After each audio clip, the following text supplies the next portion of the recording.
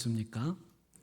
길이 막혀서 고생하신 분이 없으셔야 되는데 길에서 힘드시지 않으셨는가 모르겠습니다. 우리 11월 16일이 추수감사주일이에요. 그래서 그날 추수감사주일이면서 또 한생명 초청주일이기도 합니다. 그래서 이날을 위해서 우리가 내일부터 같이 릴레이 금식 기도를 하려고 합니다. 지난번 제가 광고를 다 드렸는데요. 밑에 로비에 로뎀 쉼터 앞에다가 거울에 그 이름을 쓰는 란을 이렇게 붙여놨으니까요.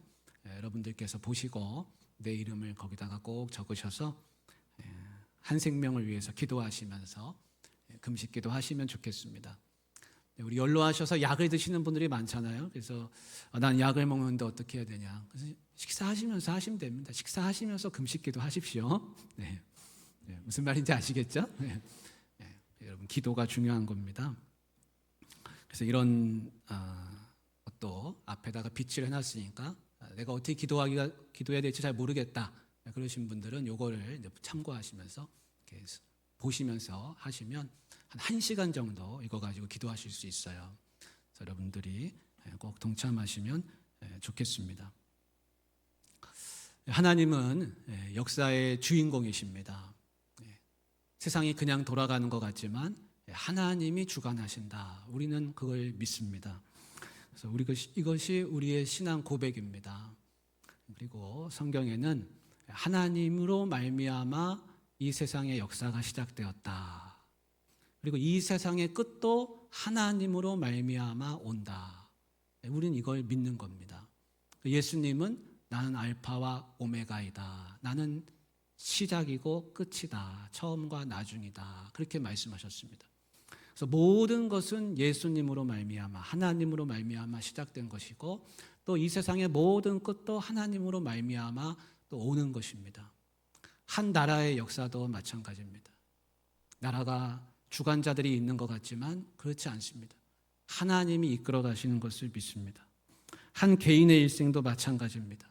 태어나면서 한 사람의 일생, 일대기가 시작이 되는데 숨이 멎어서 그 일생이 다 마치는 날까지 그 사람의 인생사를 주관하시는 분은 하나님이시다. 우리는 이것을 믿습니다. 그래서 세상을 이끌어 가시는 분도 하나님이시고 한 국가를 이끌어 가시는 분도 하나님, 가정을 이끌어 가시는 분도 하나님, 교회를 이끌어 가시는 분도 하나님, 내 인생을 이끌어 가시는 분도 하나님이신 것을 여러분 고백하실 수 있기를 바랍니다. 하나님은 그 백성을 만드시고 그 백성을 이끌어가고 계십니다.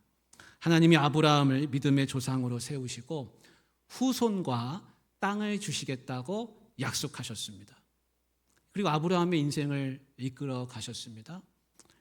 아브라함의 자손이 이삭이 되고 야곱이 되고 또 요셉이 돼서 나중에 야곱의 가족이 애굽의 기근으로 말미암아 이제 애굽으로 이주를 하게 됩니다. 가나안 땅의 기근이 심해서 애굽으로 약 70명이 이주했습니다. 그리고 애굽에서 430년을 살고 나중에 거기서 나와서 가나안 땅을 향해 광야를 거쳐서 이제 가게 됩니다. 혹자는 이렇게 말할 수 있습니다. 하나님이 아브라함에게 땅 주시고 후손을 별과 같이 모래알같이 많게 해주신다고 하셨는데 아니 수백 년 걸려서 어떻게 이 약속이 이루어지느냐 그렇게 얘기할 수 있어요. 너무 오래 걸리는 것 아니냐 그렇게 말할 수 있습니다. 그러니까 하나님은 뭐든지 하실 수 있습니다. 그러나 하나님이 약속하시고 나서 그 약속을 이루실 때 뚝딱하고 하나님 백성을 만드시고 땅을 만드셔가지고 그렇게 주신 게 아니었습니다. 긴 역사가 있었습니다. 시간이 있었습니다. 모세는 우리의 연수가 70이요 강건하면 80이라도 이 세상에 자랑거리는 하나 없고 수고와 슬픔밖에 없다. 그래서 이 세상은 자랑할 것이 못 된다. 그렇게 고백했는데 사람은 100년 남짓 살지 않습니까? 길어야 100년인데 그런 눈으로 보면 하나님이 하시는 일이 너무 오래 걸리는 것 같습니다. 지체되는 것 같이 보일 수 있습니다. 그러나 성경은 하나님한테는 하루가 1000년 같고 1000년이 하루 같다. 그렇게 말씀하십니다.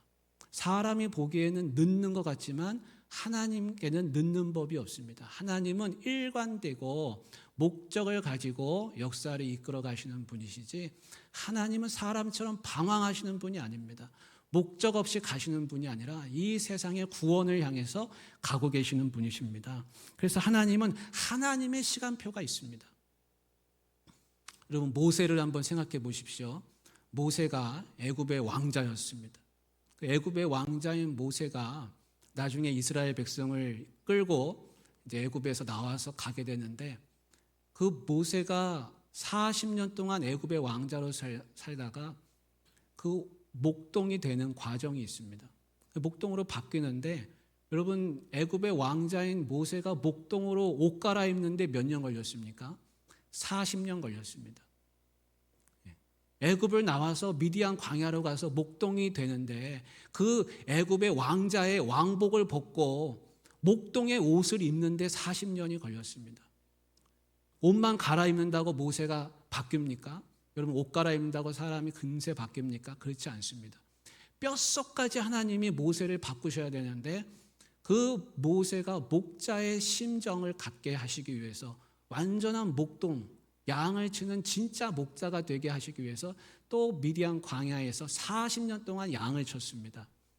그러고 나서 80세가 되었어야 애굽에 들어가서 백성들을 끌고 나왔습니다. 그러니까 모세가 바뀌는데 몇 년 걸렸습니까? 하나님이 모세 쓰시려고 몇 년을 쏟으셨습니까? 80년을 쏟으셨습니다. 여러분, 사람이 늦는 것이지 하나님이 늦는 게 아닙니다. 하나님이 지체하시는 게 아니라 사람이 안 바뀌는 겁니다. 지금도 마찬가지입니다. 하나님은 지금도 역사를 이뤄가시는데 사람이 못 따라갑니다. 하나님의 도구로 온전한 쓰임을 받고 말씀대로 살아갈 때 하나님께서 그 사람을 도구로 삼아 주십니다. 그래서 한 사람을 바꾸시는데 이렇게 80년이 걸렸던 것입니다. 하나님은 지금도 인내하시고 포기하지 않으시고 참으시면서 사람들을 바꿔가시고 한 사람 한 사람을 나의 도구로 삼으시고 하나님의 역사를 주관해 가고 계십니다. 하나님은 지금도 우리를 포기하지 않으십니다. 여러분, 하나님이 나를 포기하지 않는다는 걸 믿으시기 바랍니다. 모세를 80년 동안 포기하지 않으셨거든요. 나를 포기하지 않습니다. 여러분도 스스로를 포기하지 마시기를 바랍니다. 이 성경의 민수기는 하나님의 백성을 만들어가는 그 과정이 이제 민수기입니다. 그래서 광야에서 하나님이 그 백성을 만들어 가시는데, 이 하나님의 백성을 만드는 데는 이 광야보다 더 좋은 데가 없습니다. 광야는 물도 없고 풀도 별로 없고 비가 잘 안 내리고 먹을 것도 없고 씨앗도 심을 수가 없고 아침에는 낮에는 덥고 밤에는 춥고, 그야말로 내가 내 자신을 의지할 수 없는 그런 환경이 광야입니다. 광야에서는 나를 의지하면 죽습니다. 광야에서는 하나님을 의지해야 됩니다. 혹여라도 내가 지금 광야 같은 삶을 살고 있다, 그렇게 여겨지시는 분이 계시다면 빨리 나를 믿지 마시고 하나님만 의지하시기를 바랍니다. 그래야 광야를 잘 통과할 수가 있습니다. 이 광야를 지나가는 이 아이가 이제 민수기입니다. 민수기는 우리말로 백성민자의 세 숫자를 써서 백성의 수를 기록한 책이다, 그렇게 이름이 붙어졌습니다. 왜 숫자를 세워야 될까요? 하나님이 이 민수기 시작하면서 숫자를 세라, 그렇게 말씀하십니다. 근데 성경에 숫자를 센 기록이 출애굽기에 제일 먼저 나옵니다. 출애굽기의 숫자를 센 것과 민수기의 숫자를 센 게 좀 다릅니다. 출애굽기에는 이렇게 되어 있습니다. 제가 한번 읽어보겠습니다. 너희의 생명을 대속하기 위하여 여호와께 드릴 때에 부자라고 반세겔에서 더 내지 말고 가난한 자라고 덜 내지 말지며 너는 이스라엘 자손에게서 속전을 취하여 회막봉사에 쓰라. 이것이 여호와 앞에서 이스라엘 자손의 기념이 되어서 너희의 생명을 대속하리라. 아멘. 출애굽기에서 백성의 숫자를 세야 되는 이유는 뭐냐면 한 사람 한 사람을 대속하기 위함입니다. 이 대속이라고 하는 것은 그 사람을 건지기 위해서 돈을 주고 사는 걸 대속이라고 하는데, 하나님께서 숫자를 세워서 한 영혼 한 영혼을 대속하는 값을 취하라는 겁니다. 그 값은 얼마냐면 반세겔입니다. 반세겔, 은 반세겔. 반세겔은 얼마냐면 무게 단위인데 6g입니다. 6g. 제가 인터넷 찾아보니까 은 1g이 2,500원이더라고요. 6g이면 대략 한 15,000원 되겠죠. 이 6g 반세겔을 취하는 것이 한 사람을 대속하는 값인데, 이 값은 부자라고 해서 더 낼 수도 없고 가난하다고 해서 덜 낼 수도 없는, 누구나 생명이면 똑같이 내야 하는 그런 값이었습니다. 그래서 이것을 다 걷어서 회막 봉사에 쓰라, 그렇게 말씀하셨습니다. 그래서 출애굽기에서 숫자를 센 이유는 뭐냐면 다 대속하기 위해서였고, 그 생명을 대속해서 그 값으로 회막 봉사에 쓰는데, 거기에 담겨 있는 의미는 누구나 모든 생명이 하나님 앞에서는 똑같은 생명이라는 거예요. 귀한 생명 있고 덜 귀한 생명 있는 게 아니라 누구나 똑같은 생명, 그것을 가르쳐 주시기 위해서 사람 수를 세어라, 그렇게 말씀하셨습니다. 출애굽을 하고 나서 2달이 지났어요. 그리고 나서 시내산에 도착했습니다. 시내산에선 여러분 다 아시는 대로 율법을 받았습니다. 거기서 한 1년여를 지냈습니다. 그리고 나서 해가 바뀌고 다시 이제 본격적으로 광야에 행진을 하기 시작합니다.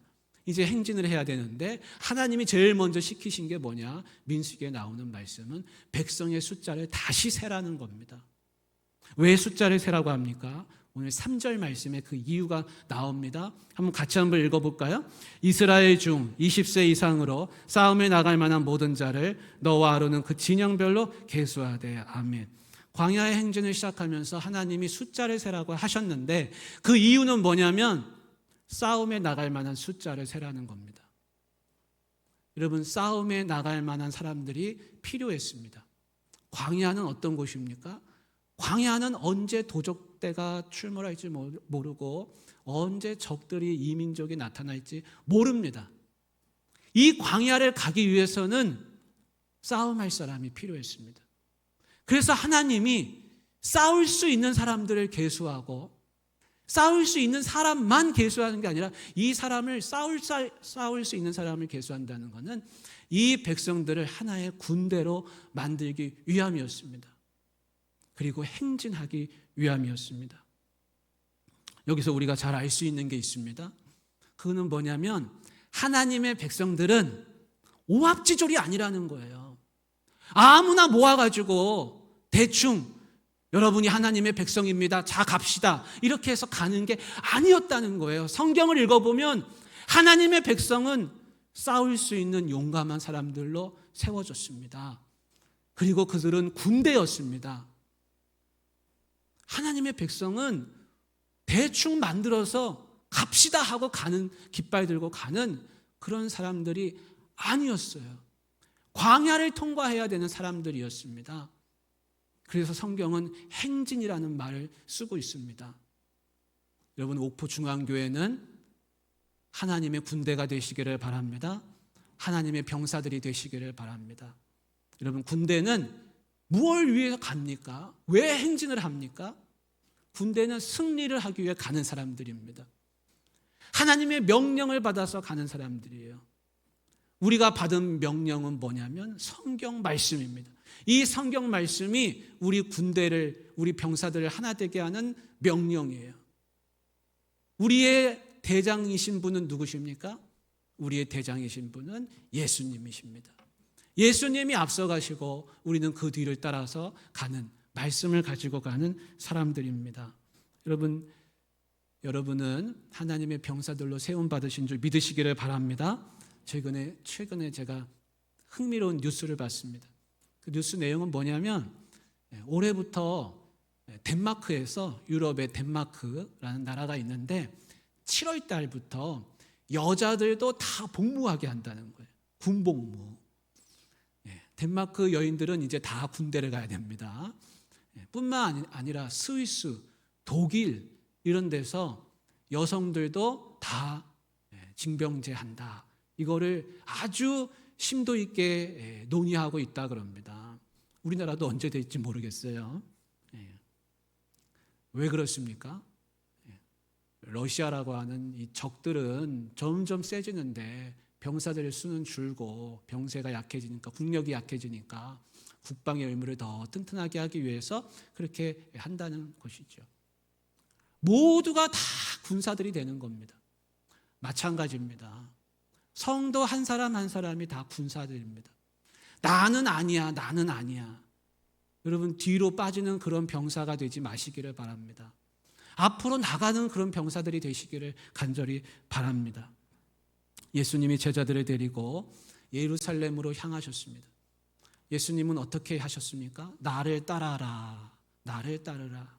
제자들을 부르시고 그들을 한 사람 한 사람 부르셔서 목적을 향해서 가셨습니다.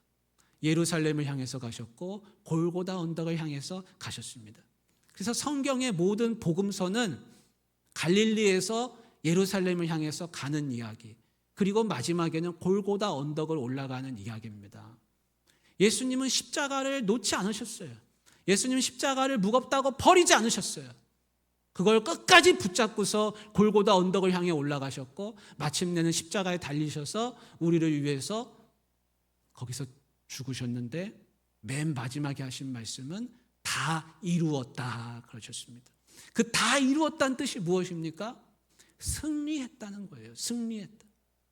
그래서 십자가는 사형 형틀이지만 지금 우리에게는 자랑스러운 것이 되었습니다. 왜 자랑스럽습니까? 이것이 승리의 상징이기 때문에 그렇습니다. 예수님은 승리하셨어요. 그러니 예수님을 따라가는 우리도 똑같이 승리하는 줄 믿습니다. 우리가 해야 할 일은 뭐냐면 내 십자가를 지고 나도 예루살렘 골고다 언덕을 끝까지 올라가서 거기서 내 십자가를 붙들고 예수님처럼 승리하는 것입니다. 우리가 잘 아는 바울 사도는 빌립보서에서 이렇게 말씀하고 있습니다. 빌립보서 2장 25절의 말씀인데요. 여기 바울이 에바브로디도를 향해서 이렇게 말합니다. 둘째 줄에 보십시오. 그는 나의 형제여 함께 수고하고 함께 뭐라고 되어 있습니까? 군사된 자요. 이렇게 되어 있습니다. 나와 함께 군사된 자라. 바울은 자기의 정체성을 뭐라고 생각했냐면 자기는 군사다, 자기는 군인이다, 이렇게 생각했습니다. 내 자신을 어떻게 생각하는지가 정말 중요합니다. 여러분 스스로를 뭐라고 생각하고 계십니까? 바울 사도처럼 하나님의 군사, 그렇게 생각하실 수 있기를 바랍니다. 빌립보서에만 이렇게 나오는 게 아니라 디모데후서를 한번 보십시오. 바울이 디모데에게 권면을 합니다. 같이 한번 읽겠습니다. 너는 그리스도 예수의 좋은 병사로 나와 함께 고난을 받으라. 병사로 복무하는 자는 자기 생활에 얽매이는 자가 하나도 없나니 이는 병사로 모집한 자를 기쁘게 하려 함이라. 아멘. 바울 사도는 디모데에게 그리스도 예수의 좋은 병사가 되라고 말씀하고 있습니다. 여러분 그리스도 예수의 좋은 병사 되시기를 바랍니다. 만약에 바울 사도가 옥포 중앙교회를 방문해서 오늘 권면한다면 뭐라고 권면하겠습니까? 디모데에게 했던 말과 똑같이 하지 않겠습니까? 여러분도 그리스도 예수의 좋은 병사가 되십시오. 그렇게 말할 것이 분명합니다. 좋은 병사는 특징이 있습니다. 첫 번째는 그리스도 예수의 좋은 병사는 말씀에 매이는 사람입니다. 여러분 병사는 정해진 시간에 일어나고 정해진 시간에 자고 정해진 시간에 밥 먹고 정해진 시간에 훈련 받습니다. 내가 내 마음대로 살아가는 사람은 병사가 아닙니다. 그리스도 예수의 좋은 병사는 말씀에 매여 사는 사람입니다. 만약에 병사가 매이는 게 싫고 내 마음대로 살고 싶으면 어떻게 될까요? 그는 탈영병이 될 것입니다. 그는 매이는 게 싫고 말씀이 싫고 교회에 오는 것도 싫고 하나님이 두렵고 싸우는 게 두렵고 그렇게 해서 탈영병이 되고 말 것입니다. 하지만 뭐든지 마음대로 하고자 하는 사람은 결코 일을 이룰 수 없습니다. 승리할 수 없습니다. 여러분 양이 목자를 따라가야지 목자를 떠나가면 어떻게 되겠습니까? 양은 길을 잃습니다. 길을 잃고 죽을 수밖에 없습니다. 우리 예수님은 나의 목자가 되시고 나를 사랑하시고 돌보십니다. 내 마음대로가 아니라 예수님에게 매이시는 우리 예수 그리스도의 병사들이 되시기를 간절히 바랍니다. 두 번째 좋은 병사는 대장의 명령을 생명같이 따릅니다. 예수님은 나를 따르라 하셨습니다. 이것은 권면이 아닙니다. 이것은 살고 싶으면 나를 따르라고 하는 명령입니다. 전쟁터에서는 명령 때문에 살기도 하고 명령을 잘못 듣고 죽을 수도 있습니다. 반드시 대장이신 예수님의 명령을 따라가시기를 간절히 바랍니다. 세 번째 좋은 병사는 싸워서 승리하는 사람들입니다. 예수님을 따르는 병사들은 반드시 싸워서 이겨야 됩니다. 왜냐하면 예수님이 이기셨기 때문에 그렇습니다. 근데 우리는 누구랑 싸워야 될까요? 우리는 이민족이나 도적대하고 싸우는 게 아니라 우리는 이 세상에 사탄이 뿌려놓은 죄의 씨앗들과 싸워야 됩니다. 토마스 아퀴나스는 치명적인 죄의 목록 7가지를 제시했는데 교만, 시기, 분노, 나태, 정욕, 탐식과 탐욕이라 그랬습니다. 그것을 죄의 치명적인 씨앗들이다, 치명적인 죄다, 그렇게 이야기했습니다. 그게 왜 치명적인 죄악들이냐면 다른 죄를 파생시키기 때문에 그렇습니다. 가인은 아벨을 시기하고 그러다가 살인죄를 저질렀습니다. 다윗은 정욕을 참지 못하고 충성스러운 신하 우리아를 죽이고 밧세바를 범했습니다. 아가는 탐욕을 부리다가 손대지 말아야 할 것에 손을 대고 도둑질을 하고 말았습니다. 그래서 방심하면 교만해지고 잘못하면 정욕으로 똘똘 뭉치게 되고 시기하게 되고 분노가 일어나게 되고 나태하게 되고 탐욕과 탐식으로 눈이 멀게 됩니다. 뉴스에 나오는 수많은 똑똑하신 분들이 다 왜 그렇게 뉴스에 범죄자 마냥 그렇게 나옵니까? 다 탐욕과 탐식, 정욕, 시기와 분노 그런 것에 빠졌기 때문입니다. 나는 아니야. 나는 아니야. 여러분 그렇게 얘기할 수 없습니다. 나는 언제 거기에 걸려 넘어질지 모릅니다. 왜냐하면 사탄은 수많은 죄의 씨앗들을 우리 주변에다 뿌렸기 때문에 그렇습니다. 잡초 같은 이 씨앗들을 다 뽑지 않으면 걸려 넘어질 수밖에 없습니다. 최근에 뉴스를 보았는데요. 캄보디아에 간 대학생이 2달째 그 시신이 돌아오지도 못하고 방치되어 있다 그럽니다. 그 외국에 취업하러 간다고 갔다가 거기서 납치당하고 감금당하고 범죄에 쓰임당하고 그렇게 하다가 안 되면 나중에는 장기를 떼내간다는 거예요. 정말 충격이 아닐 수 없습니다. 이 세상에 죄악이 얼마나 많이 넘쳐나는지 모릅니다. 사탄은 지금도 사람들을 물질에 눈멀게 하고 양심도 무뎌지게 하고 사람을 악랄하게 만들어서 자신의 하수인처럼 부리고 있습니다. 우리는 파수꾼에 깨어 있음 같이 깨어서 살아가야 할 줄 믿습니다. 지금도 광야 같은 이 세상은 우리를 유혹하고 있는데 얼마나 달콤한 죄의 유혹들로 유혹하는지 모릅니다. 우리는 그리스도의 병사로서 이 싸움에서 반드시 이겨야만 할 것입니다. 고대 그리스의 스파르타에서는 전쟁터에 아들들이 나갈 때 그 어머니들이 방패를 손에 쥐어줬다 그럽니다. 그러면서 이렇게 말했다 그럽니다. 방패를 가지고 돌아오든지 아니면 방패 위에 실려서 오라. 용감하게 싸우고 무섭다고 도망가는 자가 되지 말아라. 죽을지언정 도망치지 말라 그랬습니다. 사랑하는 우리 성도 여러분, 하나님은 백성들을 광야로 인도해 가셨습니다. 광야는 어떤 곳입니까? 광야는 도망갈 곳이 없습니다. 행진하지 않으면 멈춰 있다가 방황하다 죽을 수밖에 없는 곳이 광야입니다. 여러분은 행진하시겠습니까? 아니면 방황하시겠습니까? 광야에 하나님 백성들은 행진을 했습니다. 지금 우리는 어디로 행진해야 되겠습니까? 천성을 향해 가는 하나님의 군대인 줄 믿습니다. 이 땅에 가만히 머물러서 살려고 하는 사람은 싸움을 포기한 사람이고 군사되기를 포기한 사람입니다. 앉아서 죽기를 기다리는 사람입니다. 우리 사랑하는 옥포중앙의 귀한 성도님들, 예수님을 따라서 동행하시며 용감하게 말씀을 붙들고 기도하면서 행진하시기를 간절히 바랍니다. 그렇게 해서 마침내는 승리하는 하나님의 좋은 병사들이 되시기를 주님의 이름으로 축복합니다. 사랑의 하나님 아버지,